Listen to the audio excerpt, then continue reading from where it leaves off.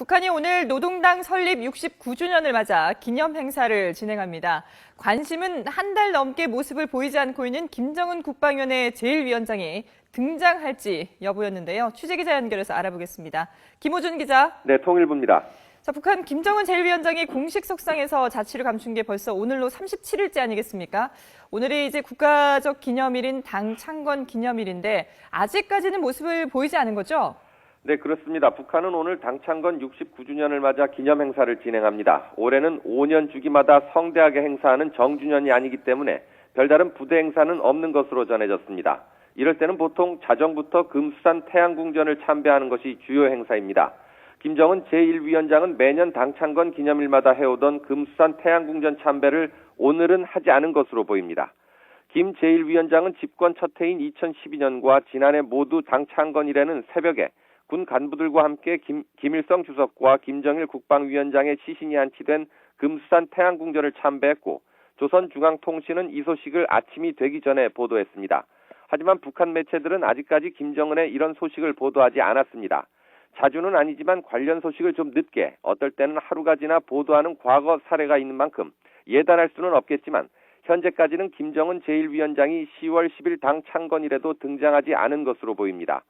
지난달 3일 이후 37일 동안 자취를 감춘 김정은을 둘러싸고 쿠데타설과 정변설, 통풍설, 발목수술설, 뇌질환의 종류인 뇌어혈설 등 갖가지 추측들이 나오고 있는 상황입니다.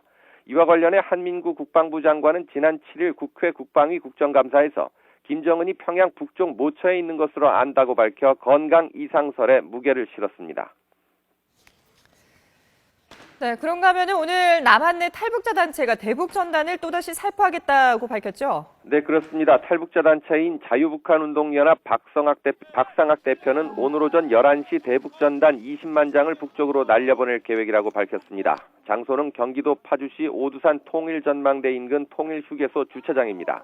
전단 내용은 주로 북한 체제를 비판하는 것으로 이번에는 고 황장엽 비서에 대한 내용도 포함됐습니다. 황 비서는 북한이 주장하는 반역자로서 비참하게 죽은 것이 아니고 남측에서 잘 대접받았고 현충원에 묻혔다는 내용 등입니다. 오늘이 북한의 당 창건 기념일이자 황장엽 선생 서거 4주기이기 때문에 이 같은 내용을 담았다고 단체 측은 설명했습니다. 네, 그동안 북한이 대북전단에 상당히 예민한 반응을 보여왔는데 이번에도 강한 어조로 경고하고 나섰다고요? 네, 그렇습니다. 북한 조국평화통일위원회는 석유국 보도를 통해 이번 대북전단 살포는 모처럼 만의 남북관계 개선 흐름을 가로막는 발악이라고 비난했습니다. 특히 황병서 총정치국장 일행의 인천 방문 이후 벌어진 망동에 경악한다면서 우리 정부가 이를 묵인할 경우 남북관계는 파국을 맞을 것이라고 경고했습니다. 북한 조선중앙TV를 통해 전달된 조평통 서기국 보도를 직접 들어보시겠습니다. 만일 남조선 당국이 이번 삐라 살포 난동을 허용하거나 묵인한다면 북남 관계는 또다시 수습할 수 없는 파국으로 치닫게 될 것이며 그 책임은 전적으로 도발자들이 지게 될 것이다. 네, 그동안 우리 정부는 이 대북전단 살포는 민간단체가 알아서 진행하는 것이어서 정부가 간섭할 사안이 아니라는 입장이었는데요. 이번에는 어떤가요? 네, 민간단체 행동을 제약할 법적 근거가 없다는 것이 정부의 기본 입장인데요. 이번에는 해당 단체의 전단 살포 자제를 완곡하게 요청하고 나섰습니다. 북한 고위급의 남측 방문 이후 2차 남북 고위급 접촉이 추진되는 상황에서 마냥 손을 놓고 있을 수 없다는 판단을 한 것으로 보입니다.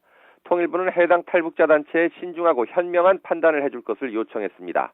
하지만 자유북한운동연합 측은 전단 살포 행사를 강행한다는 방침이어서 북한의 반응이 주목됩니다. 지금까지 통일부에서 YTN 김호준입니다.